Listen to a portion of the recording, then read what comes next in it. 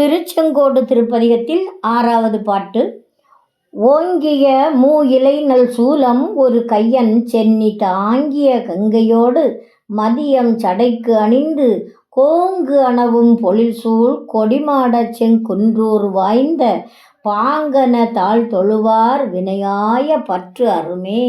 இதற்கு விளக்கம்: மேம்பட்ட மூவிலை வடிவான நல்ல சூலத்தை ஒரு கையில் ஏந்தியவனாய் திருமுடியில் தடுத்த கங்கையோடு பிறையையும் சடையின்கண் அணிந்து தேன் பொருந்திய பொழில்கள் சூழ்ந்த கொடிமாட செங்குன்றூரில் பொருந்திய தோழனாய் விளங்கும் சிவபெருமானின் திருவடிகளை தொழுபவர்களின் வினைகள் வேர்பற்றோடு நீங்கும்.